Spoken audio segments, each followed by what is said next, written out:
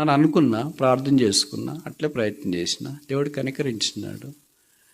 21 కీర్తన 4వ వచనం, కోరిక సిద్ధింపు చేసే ఆలోచనలన్నీ నెరవేర్చిన. ట్రూ. నువ్వు తలగా ఉంటావు. ఇది ఆజ్ఞ, దౌ షల్ట్. ఇది 10 ఆజ్ఞలు ఎలాగుంటుందంటే అట్లే సేమ్, దౌ షల్ట్, దౌ షల్ట్, దౌ షల్ట్ అని అక్కడే ఆజ్ఞ రాసి వదిలేయలేదు.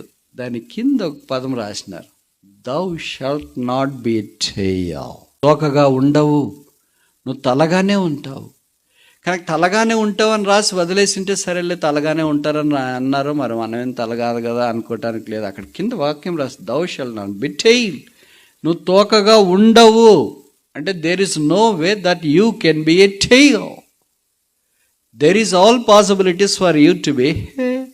కనుక మనకు కూడా వచ్చే శ్రమల్లో, పోరాటాల్లో బెడిసిపోవద్దండి, డసిపోవద్దండి, దూరం అయిపోవద్దండి. సాధారణంగా మీరు చూసింటారేమో, గ్రామాల నుండి వచ్చిన వాళ్ళకైతే ఒక ఎద్దుని కాడి కిందకి తీసుకురావచ్చేటప్పుడు అది బెదురుతుంది అంటారు. అలాగే ఎద్దులు ఇట్లాంటివన్నీ ట్రాఫిక్లో ఉన్నాయన్నా బెదిరిపోతాయి, అటు ఇటు చెదిరిపోతాయి. ఊర్లో ఉండేవంటే అలవాటు ఉంటాయి, బయట నుండి వచ్చినాయి.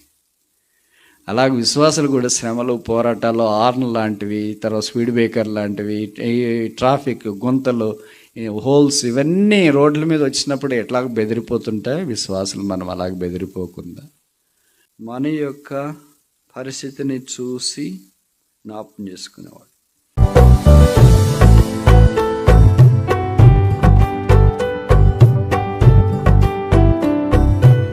119వ కీర్తన 33.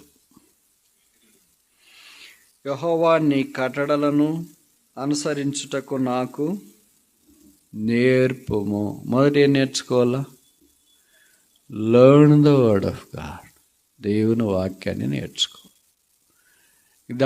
దేవుని వైపు నుండి అయితే టీచ్ మీ దై వర్డ్, నీ వాక్యం నాకు నేర్పించు. కనుక నేర్చుకోవడము యేసు ప్రభు పాదాలు చెంత. అందుకే కొత్త నిబంధనలో మత్తయి 11:20-29 ఆయన నా యొద్ద నేర్చుకున్నాడు, లర్న్ ఆఫ్ మీ. ఆయనే మన మంచి బోధకుడు. ఆయనను పోలిన వారు ఎవరు లేరు, ఆయన వల్లే చెప్పేవారు ఎవరు లేరు, ఆయన వల్లే మాట్లాడేవారు, ఆయన వల్లే నేర్పించేవాళ్ళు ఎవరు లేరు. ఒక్కొక్క సబ్జెక్ట్కి ఒక్కొక్క స్పెషలిస్టులు ఉంటారు కదా, మీకు తెలుసు కదా. అలాగే దైవత్వానికి వచ్చేటప్పటికి ఆయన మాత్రమే మనకు బోధించగలడు. కనుక మొదటిది ఆయన వాక్యం నేర్చుకుందంటే, వాక్యం రాదా? రావచ్చు. 119వ కీర్తన కూడా కంటతా రావచ్చు, కీర్తనలన్నీ కూడా కంటతా రావచ్చు, బైబిల్ అంతా కూడా కంటతా రావచ్చు. కానీ అది కార్యసిద్ధి కలిగించకపోతే ఏం ఉపయోగం ఉండదు. మనకు తీరు తెలుసు, ఈత కొట్టే తీరు తెలుసు, కాళ్ళ కదిలించాలా చేతులు కదిలించాలా అని తీరు తెలిసి ఏం లాభం ఉంది? నీళ్ళు వేసిన వెంటనే రాదు, ఏమైతాం డాష్. కారు కూడా తీరి తెలుసు, క్లచ్ పట్టుకోవాలా, యాక్సిలేటర్ రైజ్ చేయాలా, బ్రేక్ మీద కాలు పెట్టాలా, స్టీరింగ్ దాకా చేతులు పట్టుకోవాలి, తీరి తెలుసు. ప్రాక్టీస్కి వచ్చేటప్పటికి ప్రాక్టీస్ డిఫరెంట్. కనుక దేవుని వాక్యం తెలుసు, అదేంటి థియరీ. వాడు ప్రాక్టికల్స్కి వచ్చేటప్పటికి అది అన్వయించుకోవాలి కదా. అందుకే ప్రకటన 1:3లో ఉంది, 3 రకాలైన వాళ్ళు ధన్యులు. మొదట చదివేవాళ్ళు, వినేవాళ్ళు, మూడవది ఏంటి, గాయకునేవాళ్ళు. అందుకనే వాక్యం చదవండి అని ఎందుకంటామంటే, ఊరికే వచ్చే సులభంగా వచ్చే ఆశీర్వాదాలు ఎందుకు పోగొట్టుకుంటారు అని. అందుకే చదవడం ద్వారా ఆశీర్వాదం అని, ధన్యులని. కనుక చదవండి అంటాం. మీరేంటంటే వాళ్ళు చదువుతారులే మనకేముంది అని అనుకుంటా. చిన్న దాంట్లో విధేయత దేవుడు చూస్తాడు, అది మీకు తెలియదేమో. చిన్న దాంట్లో నమ్మకంగా ఉన్నవాళ్ళు పెద్ద దాంట్లో కూడా నమ్మకం. చిన్న దాంట్లోనే మనకు నమ్మకంగా లేకపోతే పెద్ద దాంట్లో నమ్మకంగా ఉండలేమని బైబిల్ చెప్తుంది. కనుక వాక్యం చదవడం, వాక్యం వినడం, వాక్యం గైకొనడం. దేవుని వాక్యము యేసుక్రీస్తు ప్రభువే ఆది యందు వాక్యం ఉండెను, వాక్యము దేవుని యొద్ద ఉండెను.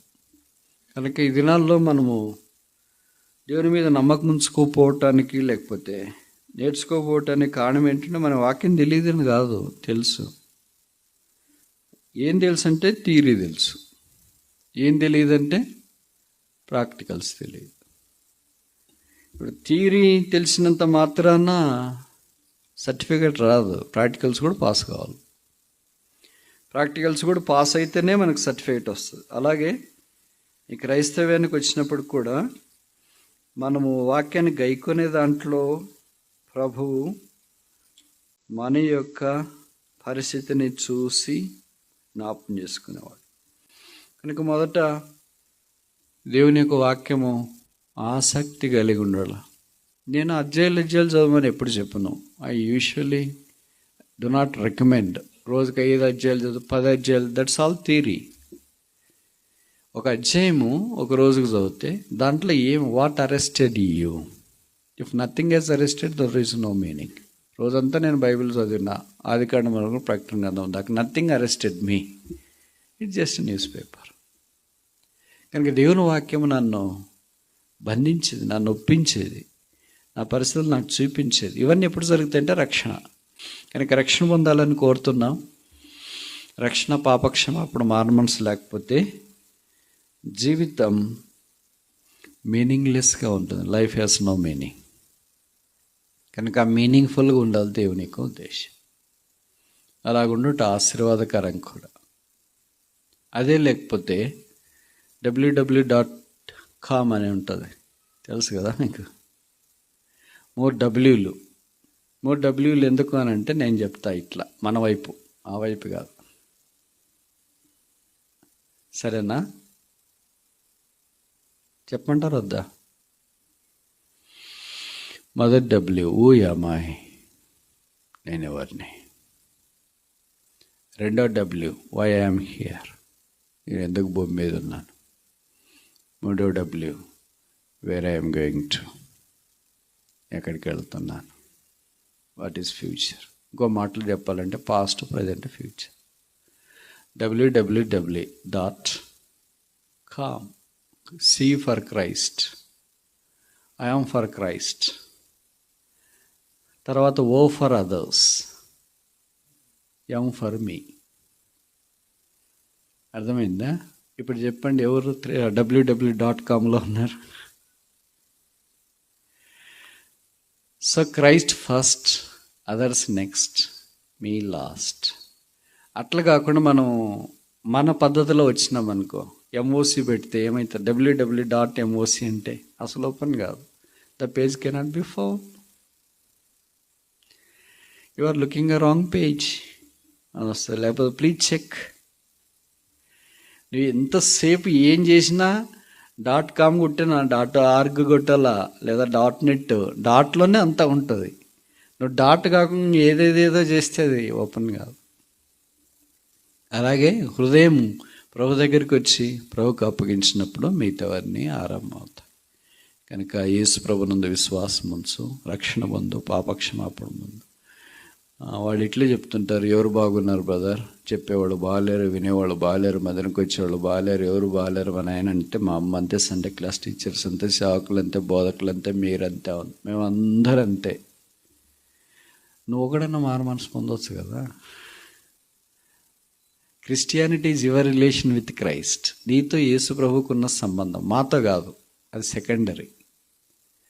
మొదట యేసు ప్రభుతో నీకు రక్షణ, పాపక్షమాపణ, మారు మనసు సంబంధంలోకి రావాలి. అప్పుడు దేవుని యొక్క వాక్యం అంటే ఆశ వస్తుంది. నీకు దేవుని యొక్క వాక్యం అంటే ఆశ లేదనుకో, ఇది sure indication that you are not saved. ఇంకోసారి చెప్పనా, నువ్వు రక్షణ పొందలేదు అని షూర్ ఇండికేషన్. లేదా ఒకవేళ నువ్వు రక్షణ పొంది బాప్టిజం తీసుకున్నా, అప్పుడు చాలా ఆశ ఉండేది, ఇప్పుడు లేదంటే sure indication that you are backslider. నువ్వు రక్షణ పొందినావు, ఇంతకుముందు చాలా ఆశ ఉంది, ఇప్పుడు ఆశ లేదంటే ఖచ్చితంగా ఇండికేటర్స్ అని ఉంటాయి కదా, బయో ఇండికేటర్స్ ఉంటాయి. అంటే భూమి మీద ఇప్పుడు వజ్రాలు ఎక్కడ ఉంటాయి, ఇనుము ఎక్కడ ఉంటుంది, తర్వాత ఇంకా మెటల్స్, అల్యూమినియం ఎక్కడ ఉంటుంది, ఇవన్నీ తెలుసుకోవాలంటే చాలా టెక్నిక్స్ ఉంటాయి. దాంట్లో ఒకటి ఏంటంటే బయో ఇండికేటర్స్ ఉంటాయి. అంటే కొన్ని జంతువులు, కొన్ని చెట్లు ఉండేదాన్ని బట్టి ఇండిసెస్ ఇవి చూపిస్తాయి. అలాగే మనం ఆత్మీయంగా కూడా ఉన్నామా లేదా అని చూపించేది ఇది. దేవుని యొక్క వాక్యం అంటే ఆశ ఉందా, జీవించాలని ఆశ ఉందా, అలాగుంటే ఎంత బాగుండనే ఆశ ఉందా. అసలు ఆశ లేకపోతే దేవుడు ఎలా కార్యం చేస్తాడు? ఎలాగో ఈ వాక్య ప్రకారం నేను జీవించలేనులే, ఇంకెందుకు నాకు వాక్యం అని అనుకోకూడదు. అలాగ అనుకుంటావా? అలాగ అనుకుంటే ఎవరు చేస్తారు చదువు? ఇప్పుడు ఎలాగ నేను పేపర్లో ఫెయిల్ అయిపోతాను, లేకపోతే చదువులో ఫెయిల్ అయిపోతాను, ఎందుకులే చదువు అనుకుంటే ఎవరు చదువుతారు? ఎలాగో మ్యారేజ్లో ప్రాబ్లమ్స్ వస్తాయి, ఇంకెందుకు మ్యారేజ్ అనుకుంటే పెళ్ళిళ్ళు ఎవరు చేసుకుంటారు? పిల్లల కంటే వాళ్ళతో ఇబ్బందులే అనుకుంటే ఎవరు పిల్లలు అంటారు? అట్లా ఎవరు అనుకోం కదా, మనమే అనుకుంటాం. నేను కష్టపడి చదవాలా, నేను కష్టపడి ఉద్యోగం సంపాదించుకోవాలని మనమే అనుకుంటాం. అలాగే రక్షణ కూడా. ఇది నీకు యేసు ప్రభువుతో ఉన్న సంబంధం. నువ్వు రక్షణ పొందిన తర్వాత రెండవది ఏంటంటే దేవుని వాక్యము ఆయనే మనకు నేర్పిస్తాడు. ఆ వెలుగు వస్తుంది. It's light. కొంతమంది ఇదే బైబిల్స్ చెప్తుంటే మనకి నిద్ర వస్తుంది కదా. కొంతమంది చెప్తుంటే నిద్రపోయేవాళ్ళు కూడా మేల్కొంటారు. ఇదే బైబిలే, ఇదే స్థలమే, ఇదే మైకే, అన్నీ ఇదే ఉంటాయి. కొంతమంది చెప్తుంటే ఇంకా అప్పుడే ముగించినారేంటి, ఇంకా చెప్పింటే బాగుండే. వాక్యం ఇట్లా కూడా చెప్తారా? ఇట్లా కూడా వాక్యం ఉంటుందా? అది దేనికంటే మధురం. అలాగ అనిపిస్తుంది. కొంతమంది చెప్తుంటే వాక్యం ఇట్లా కూడా చెప్పొచ్చా, నిద్రపోయేటట్లని. సేమ్ టీచింగ్ కూడా అంతే కదా. లైబ్రరీ అందరికి ఒకటే, రిసోర్సెస్ అందరికి ఒకటే. ఇప్పుడు కొంతమంది చెప్తుంటారు కదా, మమ్మల్ని కూడా అంటారు, ఏమని రకరకాలుగా అంటారు. ఆన్లైన్లో చూసి చెప్తాడు, నెట్లో చూసి చెప్తాడు. అందరికీ ఉంది మన రిసోర్సెస్, అందరు చెప్పొచ్చు కదా. మీకేం యాక్సెస్ లేదా? లైబ్రరీ అందరికి ఉంటుంది, టీచర్స్కి, స్టూడెంట్స్కి. కొంతమంది టీచర్స్ అంటే వాళ్ళు క్లాస్కి పోతే పిల్లలు ఇంకంతే స్పెల్ బౌండ్ అవుతారు. కొంతమంది టీచర్ క్లాస్లోకి పోతున్నాడు అంటే లోపల ఉన్న పిల్లలు బయటికి పోతారు. మనకి ఫీలింగ్, మనకేం క్యాస్ట్ ఫీలింగా లేకపోతే ఏం ఫీలింగ్ ఏం లేదు, ఒకటే. టీచింగ్ బాగా చేస్తాడా లేదా? అలాగే ప్రభువు మనకి నేర్పించే వాక్యము, ఆయనకేం పక్షపాతం ఉండదు. ఆయన అన్నీ మనకి బోధిస్తాడు, ఆ వెలిగిస్తాడు. కనుక దేవుని యొక్క వాక్యము మీరు ఈ ఏజ్లోనే రక్షణ పొందిన తర్వాత ఎంత వీలైతే అంత తొందరగా పొందిన తర్వాత వాక్యం చదివి ఆ ప్రకారం జీవించడానికి ఇష్టపడాలి. లైఫ్ చాలామంది చెప్తారు. కొంతమంది చెప్తే మనకి ఎందుకు బాగుంటుందంటే చెప్పనా, మీరు చెప్తారా? లైఫ్ లివ్డ్, సెర్మన్ లివ్డ్ అంటే వాక్యము ప్రకారం దాదాపు వాళ్ళు జీవించడానికి ప్రయత్నం చేస్తుంది. There is attempt to live according to the word. కొంతమంది చెప్తే మనకి నిద్ర ఎందుకు వస్తుందంటే వీళ్ళు చెప్పేది ఒకటి, చేసేది ఒకటి. There is not even inch of the word of God sinks A life అనిపిస్తుంది. దేవుని వాక్యంలో ఒక్క భాగం కూడా వారు చెప్పే బోధలో సింక్ కావట్లేదు అని అనిపిస్తుంది. 180 degrees opposite. So we don't not like listen. ఇప్పుడు భగత్ సింగ్ గారు ఇలాంటి వాళ్ళందరూ వాక్యం చెప్పేది ఎందుకంత ప్రభావితం చేయబడింది? అనాయింటింగ్ ఎట్లా వస్తుంది? అనాయింటింగ్ జీవించే జీవన విధానం ఎట్లా వస్తుంది? తమను తాము పరిశుద్ధాత్మ దేవునికి అప్పగించుకుంటారు. అప్పగించుకోవడం ఎలాగొస్తుంది? దేవుని వాక్యం ద్వారా ఒప్పించబడుతున్నారు. దేవునికి విధేయత చూపించడానికి ఇష్టపడుతున్నారు. తద్వారా ప్రార్థన చేస్తున్నారు. అప్పుడు పరిశుద్ధాత్మ దేవుడు అభిషేకం ఇస్తున్నాడు. చెప్పే సామాన్యమైన broken words became blessing for others. మన సంగతి ఏంటి? కనుక మొదట బైబిల్ అంతా కంటతా నేర్చుకోండి అనే కాన్సెప్ట్ కాదు నేను ఇక్కడ చెప్పేది. నేర్చుకోకూడదని కాదు, నేర్చుకోండి. That's up to you. అయితే హృదయంతరంగంలో వాక్యం ఉండడం చాలా ప్రాముఖ్యం. కనుక టీచ్ మీ దై వర్డ్, నీ వాక్యం నాకు బోధించు. రెండోది చూస్తాము, కీర్తనలు 119:66. నేను ఈ ఆజ్ఞల యందు నమ్మికించున్నాను, మంచి వివేచన, మంచి జ్ఞానము నాకు. మంచి జ్ఞానం, చెడ్డ జ్ఞానం ఉంటుందా? జ్ఞానము 5 రకాలు ఉంది బైబిల్లో. దీంట్లో ఇక్కడ ఒక రకమైన జ్ఞానం ఉంది. మంచి జ్ఞానం నాకు నేర్పు. Teach me the wisdom. నాకు జ్ఞానం కావాలా అనేవాళ్ళు ఉంటారా? నాకు జ్ఞానం వద్దనేవాళ్ళు ఉంటారా? నాకు జ్ఞానం వద్దనేవాళ్ళు చేయొద్దండి. మన జ్ఞానం అంటే ఏమనుకుంటామంటే పరీక్షలు రాసేటప్పుడు ఫిబ్రవరి మార్చిలో చేసే ప్రార్థనలు అనుకుంటాం. అప్పుడు ఎవరైనా స్టూడెంట్స్ మాకు కూడా ఫోన్ చేసి పరీక్షలకి వెళ్తున్నాం ప్రార్థన చేయండి అంటే తల్లిదండ్రులు కూడా పిల్లల్ని తెస్తే అప్పుడు ఈ వాక్యాలన్నీ గుర్తొస్తాయి. పరీక్షలన్నీ అయిపోయిన తర్వాత మరి వేసవికాలం వచ్చి ఇంకా అడ్మిషన్స్ అప్పుడు ఈ వాక్యాలు గుర్తురావు. అప్పుడు అడ్మిషన్లు అంటే అప్పుడు జ్ఞానం వద్దనే. జ్ఞానం ఈజ్ నాట్ ఎ రిసోర్స్, జ్ఞానం ఈజ్ ఎ పర్సన్. మీరు ఏదన్నా నెట్లోకి వెళ్ళి గూగుల్లో నుండి information, that's not wisdom, that's information. Information is different from జ్ఞానం. అంటే ఇన్ఫర్మేషన్ నీ దగ్గర ఉన్నంత మాత్రం నీకేం జ్ఞానం ఉండదు. Google gives information, God gives illumination. You want information are illumination? Both.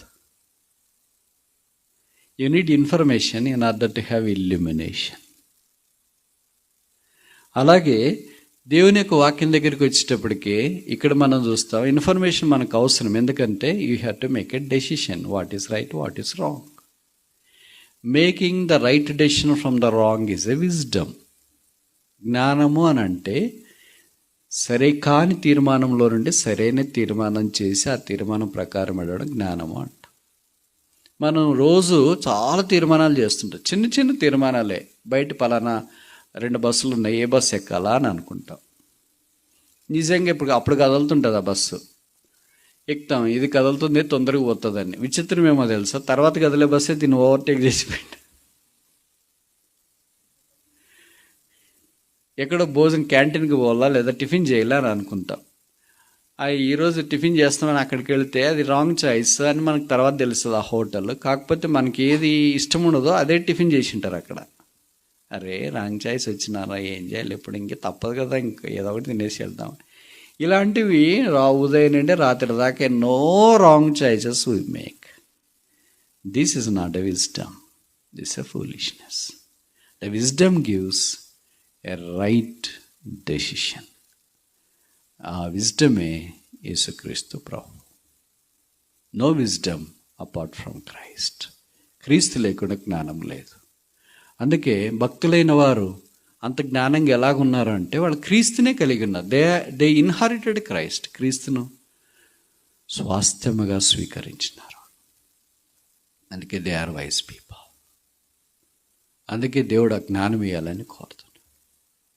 జ్ఞానము, నేను మళ్ళీ చెప్తా, జ్ఞానం అంటే పాస్ 100కి 100% వచ్చినాడు కాదు తెలివి.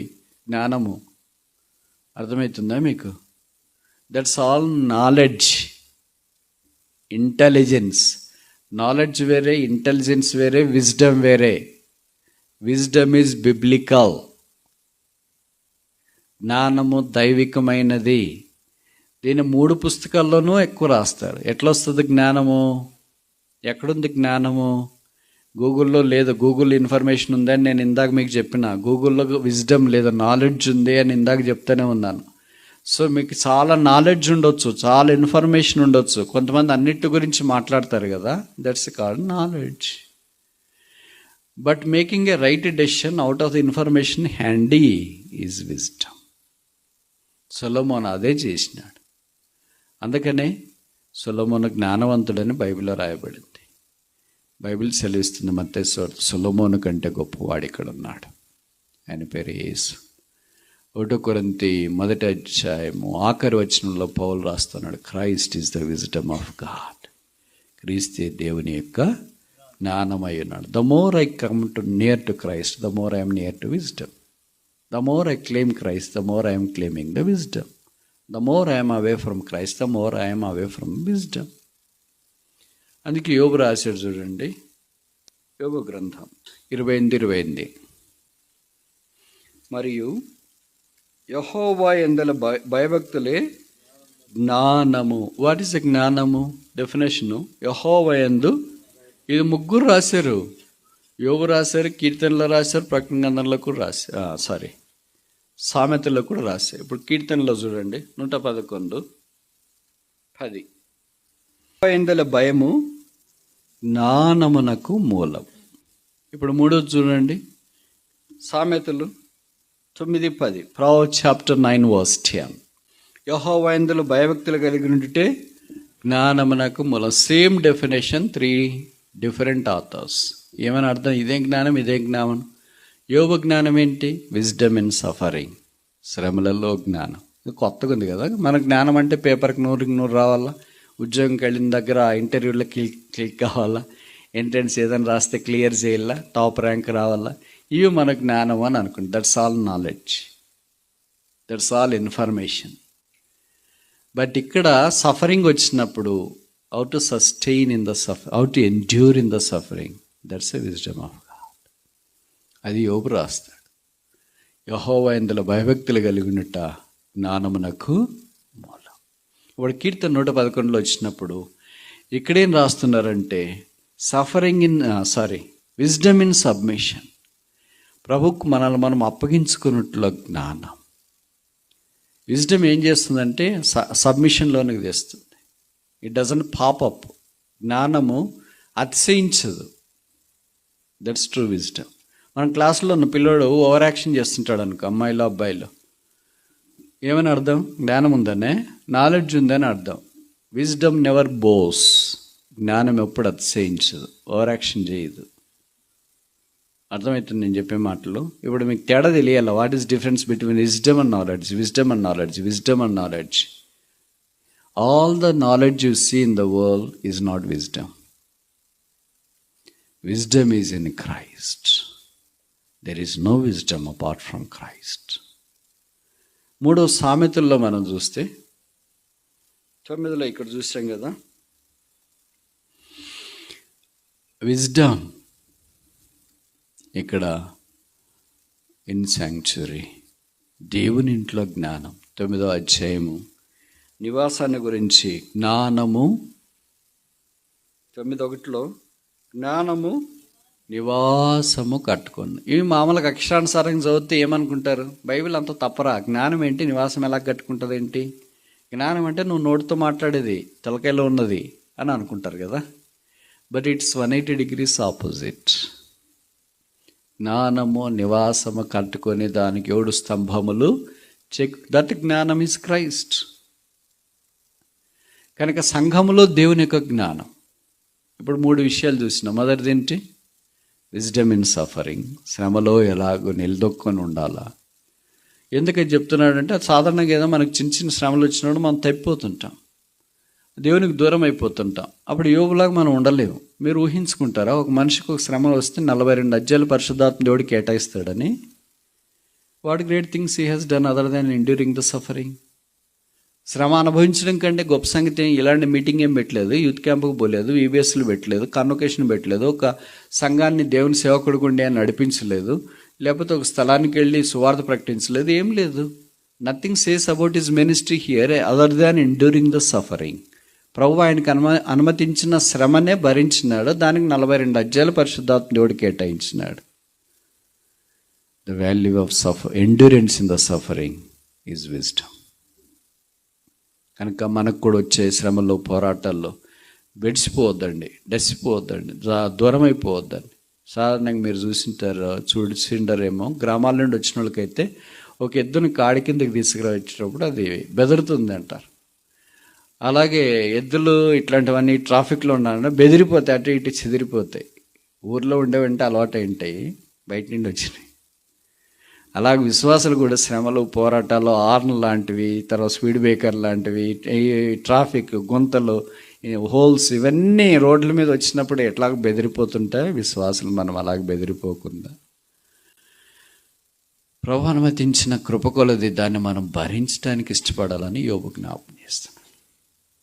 కీర్తనకాడే జ్ఞాపం చేస్తున్నారంటే రకరకాల పరిస్థితుల్లో నేర్చుకోవాల్సిన ఒకే ఒక లాంగ్వేజ్ చెప్పనా, మీరేమనుకోకపోతే?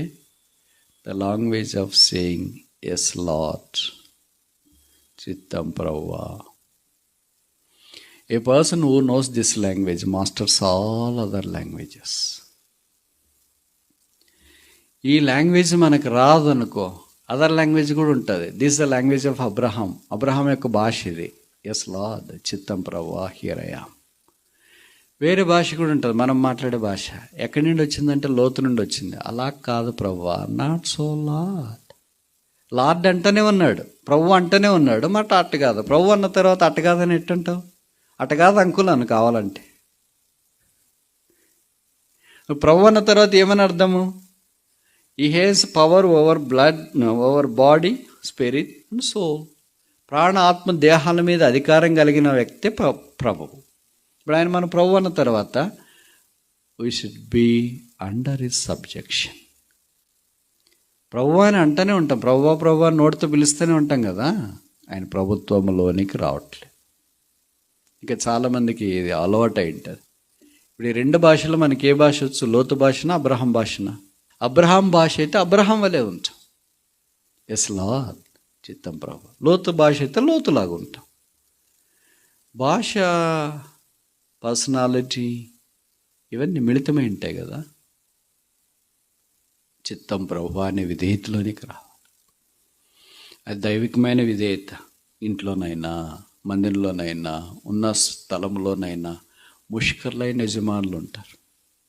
వారి మధ్యలోనైనా, రకరకాల ప్రజల మధ్యలోనైనా the beauty of a believer is submission. If they have no submission, no beauty. Instead covered with ugliness. మన సహవాసం ఇంతకుముందు ఎందుకంత అందంగా ఉండేది అని అంటే submission.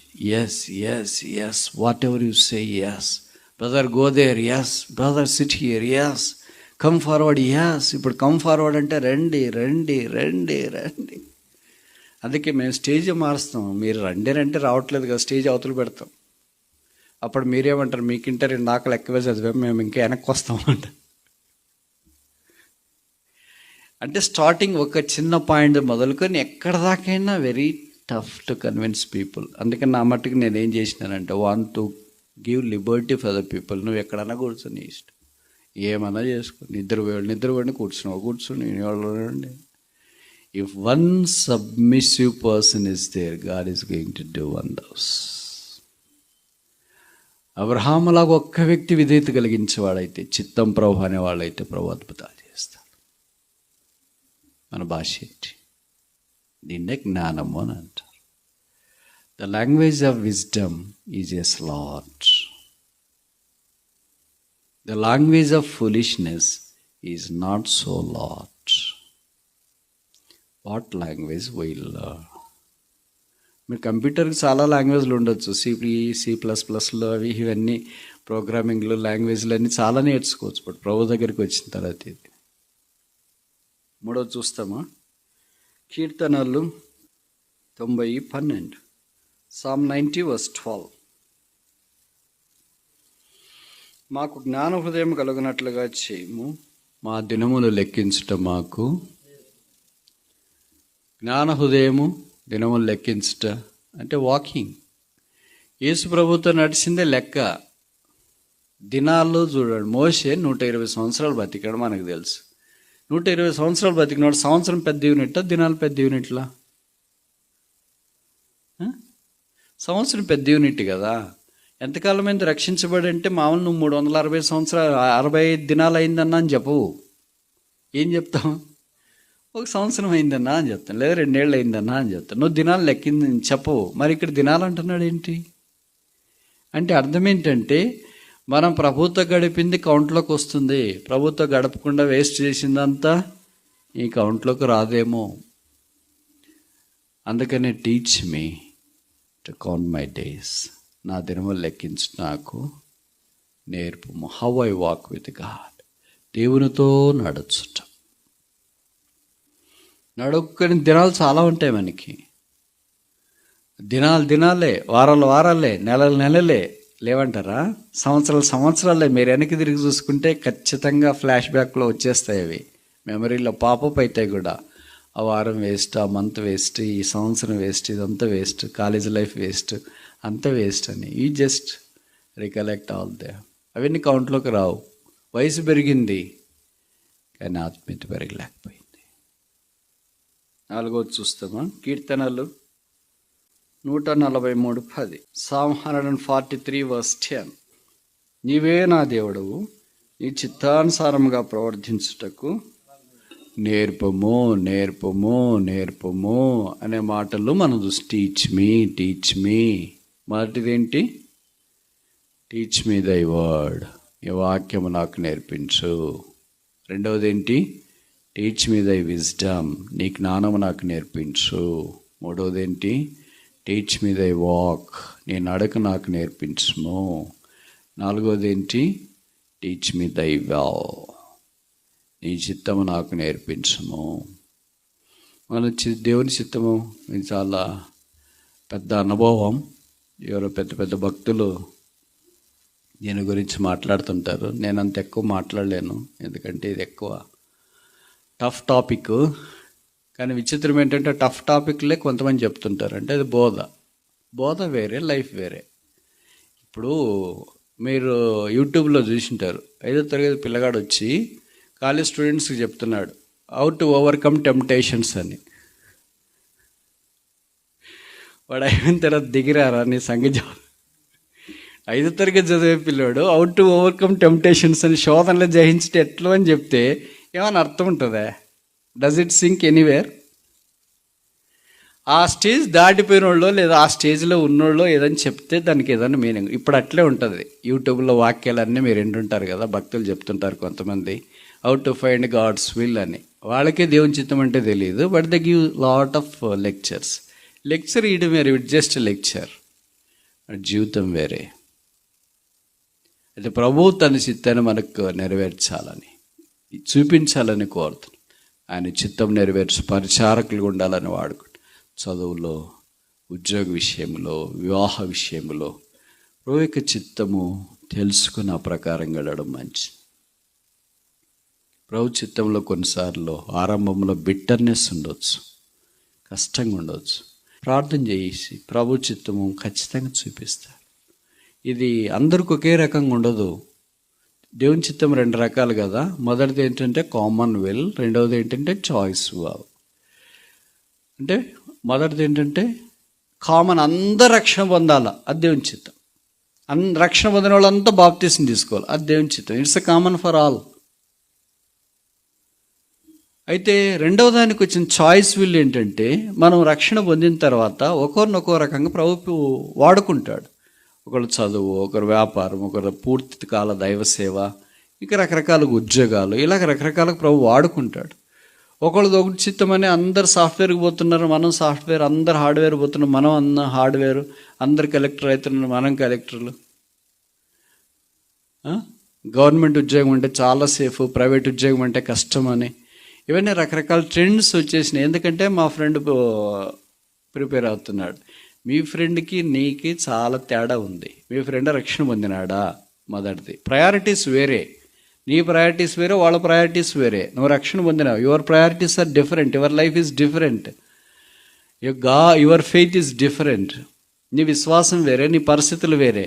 When it comes to making a decisions, తీర్మానాలు చేయటానికి వచ్చినప్పుడు the decision is between you and your God, నీకు నీ దేవుడికి. అదే సందర్భంలో మనం మిస్లీడ్ కాకుండా మన పైనున్న ఆత్మీయమైన దైవ సేవకులు కావచ్చు, సంఘ ఎల్డర్స్ కావచ్చు, తల్లిదండ్రులు కావచ్చు, ఎవరైనా బోధకులు, ఇలాంటి వాళ్ళ యొక్క సలహాలు, ఆలోచనలు తీసుకోవడం మంచిది. వాక్యంలో రాయబడిన 2 Corinthians 28:14 దౌ షల్ బి హెడ్, నువ్వు తలగా ఉంటావు. ఇది ఆజ్ఞ, దౌ షల్ట్. ఇది 10 ఆజ్ఞలు ఎలాగుంటుందంటే అట్లే సేమ్, దౌ షల్ట్, దౌ షల్ట్, దౌ షల్ట్ అని అక్కడే ఆజ్ఞ రాసి వదిలేయలేదు. దాని కింద ఒక పదం రాసినారు, దౌ షల్ట్ నాట్ బి టెయిల్. తోకగా ఉండవు, నువ్వు తలగానే ఉంటావు. కానీ తలగానే ఉంటావు అని రాసి వదిలేసింటే సరేలే తలగానే ఉంటారని అన్నారు, మరి మనమేం తలగాదు కదా అనుకోవటానికి లేదు. అక్కడ కింద వాక్యం రాసి thou shalt not be tail, నువ్వు తోకగా ఉండవు. అంటే there is no way that you can be a tail. There is all possibilities for you to be. వాక్యంలో రాశారు. వాక్యం తప్ప, మనది తప్ప. మనమేమంటాం, డిఎస్సి క్లియర్ చేస్తే చాలు కానీ, పోలీస్ సెలక్షన్ క్లియర్ చేస్తే చాలు కానీ. చాలా బాధ వేస్తుంటుంది, సంతోషం కూడా వేస్తుంటుంది. ఏదో ఒకటన్నా ఆలోచన చేస్తున్నారు. కొంతమంది వచ్చి బ్రదర్ మేము సివిల్స్కి రాస్తున్నారంటే మనుషుల్లో కనిపించాలి కదా సివిల్ యాస్పిరెంట్, ఆ ఎంతూజియాజం. కానీ వాళ్ళని ఎందుకు డిస్కరేజ్ చేయలేదని ప్రార్థన చేస్తుంటాం. కొంతమంది గ్రూప్స్ రాస్తున్నాం, ప్రార్థన చేయండి అని అంటాం. మనసులో మాకు కనిపించాలి కదా. We see broad spectrum of people. ఇది చేయగలరా? Are you able to do that? మీ మైండ్, మీ మెంటాలిటీ, మీ బాడీ, మీ బ్యాక్గ్రౌండ్, మీ సెటప్, మీ spirituality will all sync for that job. నేను అనుకోను, ఎందుకంటే నేను ఇలాగే అనుకున్నాను. చదువుకునేటప్పుడు ఎంఎస్సీ చేసేటప్పుడు నేను కూడా రాయాలా ఆ ఎగ్జామ్ మీ భాషలో చెప్పాలి, కొట్టాలా, ఏం కొడతా, గ్రూప్స్ కొట్టాలా, యూపీఎస్సీ కొట్టాలా, అది కొట్టాలి ఇది కొట్టాలని. అప్పుడే రక్షణ ఉంది నా ప్రభు కొరకు. ఇంక తర్వాత నేను ఒక్కరోజు నేను మందిరం నుండి యూనివర్సిటీకి రాత్రి మీటింగ్ అయిపోయిన తర్వాత నడిచిపోతే ఒకవేళ సరే యూపీఎస్సీ క్లియర్ చేసినావు, నువ్వు కలెక్టర్ అయినావు, నువ్వు చేయగలవా, జస్ట్ అనుకో, అవుతావని కాదు. నేను అనుకున్నా నాకు అది సూట్ కాదు. I'm not a right person for that. I'm not, it is not. అర్థమవుతుంది. అది నాకు సూట్ కాదని నేను చెప్పట్లేదు, నేను దానికి సూట్ కాదు అని చెప్తున్నా. సూట్ కాదు, మరి దేనికి సూట్ అవుతాను? రెండే నేను decision. Either I'm for a teacher or a researcher. చదువు చెప్పడానికైనా సూట్ అవుతా, పరిశోధన చేయటానికైనా సూట్ అవుతా. ఇంక మీతో నేను సూట్ కాను. కానిస్టేబుల్, ఎస్ఎల్, గిస్ఎల్ దేనికి సూట్ కాను అని అనుకున్నా, ప్రార్థన చేసుకున్నా, అట్లే ప్రయత్నం చేసిన. దేవుడు కనికరించినాడు. 21 కీర్తన 4వ వచనం, కోరిక సిద్ధింపు చేసే ఆలోచనలన్నీ నెరవేర్చిన. It's true, it may not be true. మీరు పోలీసులు కావాలనుకుంటే మీ ఇష్టము, కానీ నీకు దానికి సూట్ అవుతావా లేదా ఆలోచన చేసుకో. కొంతమంది చెప్తుంటారు నా దగ్గరికి వచ్చి, బ్రదర్ నేను ఎయిర్ హోస్టెస్ కావాలనుకుంటాను, ప్రార్థన చేయంటే ఉండేదే 5 అడుగులు, ఎయిర్ హోస్టెస్ సెట్ అవుతావు.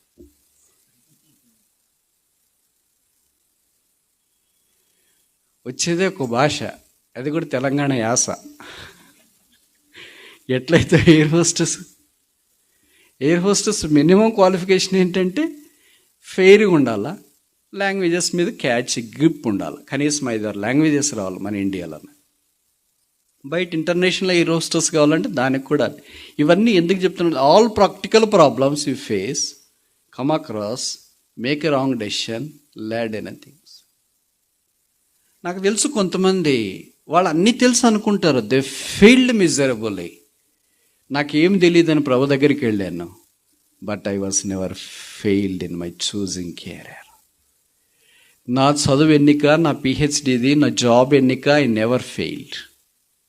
నాకంటే చాలా తెలివైన పిల్లలు ఉన్నారు, వాళ్ళు అదేని ఇదని అట్లని ఇట్లని బ్రాంచ్లు చెప్తే మీరు ఫీల్ అయిపోతారేమో, ఆ బ్రాంచ్ చేసుకొని ఎక్కడ లేదు బ్రదర్, మా వాడే బ్రదర్ ఫస్ట్ స్టూడెంట్ అన్నారు. ఎస్, దట్స్ గుడ్, మీ వాడే ఫస్ట్ స్టూడెంట్. ఏమైపోయాడు? తెలుగులో ఒక సామెత, ఒక్క రోజులోనే బండ్లు ఓడలు అయితే, ఓడలు బండ్లు అవుతాయి. ఆ గ్రూప్ తీసుకున్నాడు, ఆ బ్రాంచ్ ఇంజనీరింగ్లోనే ఉంటుంది అది. ఆ బ్రాంచ్ తీసుకున్నాడు, ఫస్ట్ అని ఎక్కడ లేదని, రేర్ అని, ఎంత బాగుంటుందని అన్ని బీటెక్ అయిపోయింది. దాని తర్వాత దానికి ఎక్కడ అవకాశాలు లేవు. బీటెక్ అయిపోయి ఏం చేయాలో తోచక, అట్లా సాఫ్ట్వేర్లోకి వెళ్ళక, హార్డ్వేర్లో ఉండక, దాంట్లో ఉండలేక, ఎక్కడికి ఉండక, ఇప్పుడు ఏం చేస్తున్నాడంటే, నా ప్రభు నన్ను సేవకు పిలిచినాడు, ప్రార్థన చేయండి. మళ్ళీ దాన్ని ఇంటర్ప్రిటేషన్ కూడా చెప్తారు, ఎందుకంటే ప్రభు సేవకు పిలవాలనే ఇట్లు చేసినాడు. అట్లా అనుకోవద్దమ్మా, God will never do that. దేవుడు ఎప్పుడు అలాగే చేయడు. నువ్వు ఉద్యోగంలో ఉన్నప్పుడు పిలవడం ఆయనకేం సంబరం కాదా?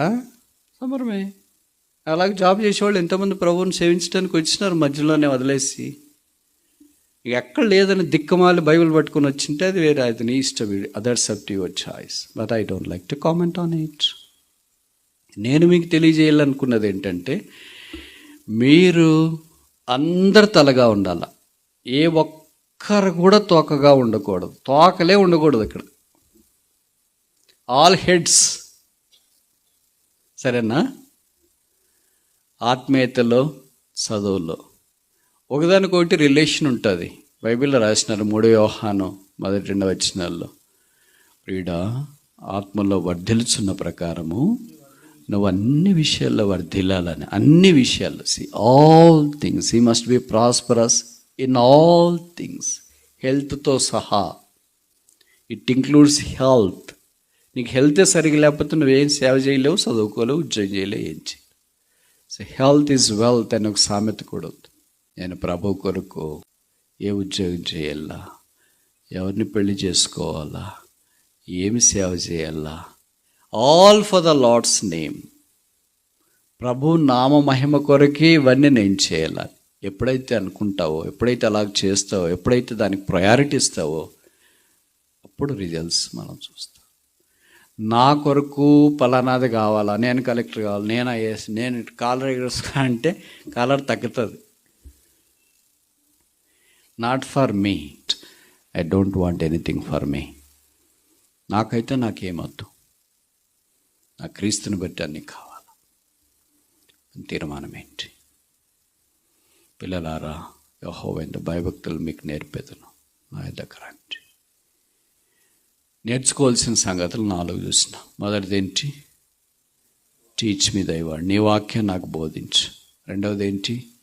టీచ్ మీ దై విజిటమ్, నీ జ్ఞానము నాకు బోధించు. మూడవది ఏంటి? టీచ్ మీ దై వాక్, నీ నడక నాకు బోధించు. నాలుగవది ఏంటి? టీచ్ మీ దై వ్యా. ప్రభువు మనకు అలాగ బోధించి మనం నేర్చుకొని ముందుకు సాగిపోయినట్లు సహాయం చేయండి.